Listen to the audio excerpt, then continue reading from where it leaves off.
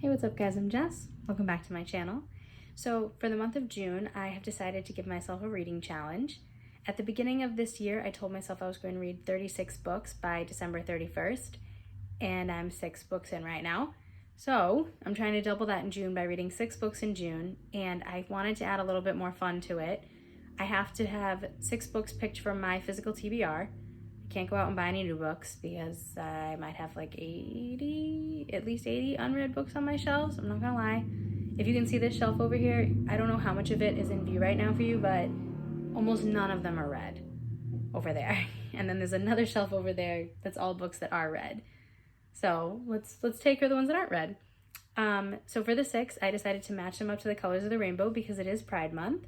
So I needed a book from each color, and I did try to correlate them with love if I could. So I'm going to go through the 6 books that I have right now, and then I will come back the last Sunday of June, June 30th, to go over which ones I actually read. And hopefully it's all 6 of them and maybe even another one.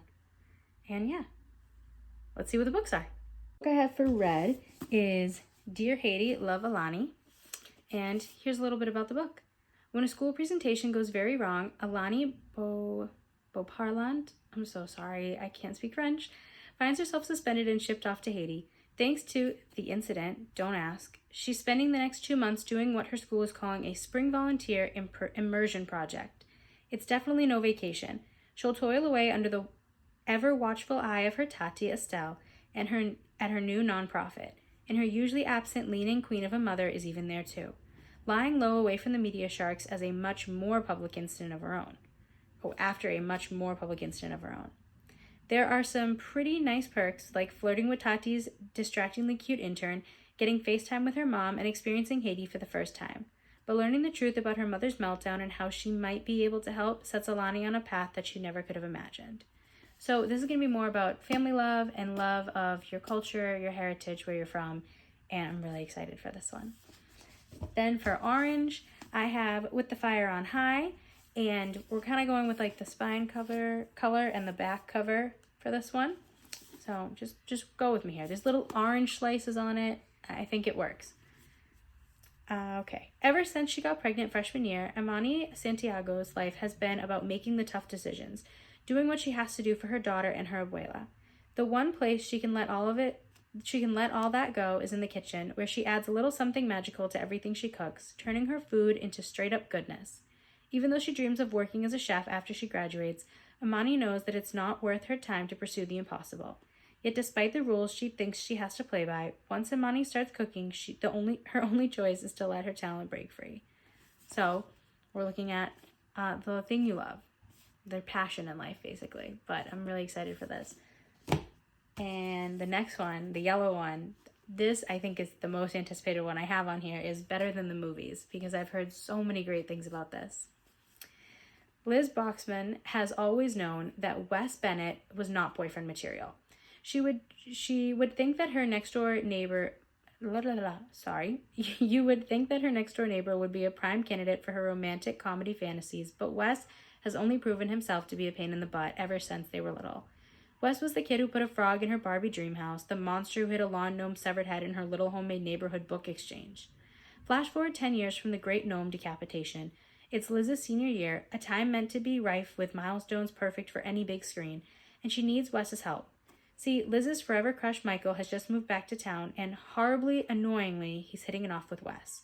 Meaning that if Liz wants Michael to finally notice her and hopefully be her prom date, she needs Wes, and he's her in. But as Liz and Wes scheme to get Liz her magical prom moment, she's shocked to discover that she actually likes being around Wes. And as they continue to grow closer, she must re-examine everything she thought she knew about love and rethink her own perception of what happily ever after should really look like. It just sounds so cute, and it has so many good reviews from other people. Oh, okay. Green, The Heartstoppers, book 1. I don't know much about this series. I just know that it's really well loved. Actually, a bunch of my students really wanted me to read it too. I have not seen the show. Please no spoilers in the comments. Here we go. Shy and soft-hearted Charlie Spring sits next to rugby player Nick Nelson in class one morning. A warm and intimate friendship follows, and that soon develops into something more for Charlie, who doesn't think he has a chance. But Nick is struggling with feelings of his own, And as the two grow closer and take on the ups and downs of high school, they come to understand the surprising and delightful ways in which love works. And blue. Last Night at the Telegraph Club. Lily Hugh can't remember exactly when the question took root, but the answer was clear the moment she and Kath Miller walked under the neon sign of a lesbian bar called the Telegraph Club.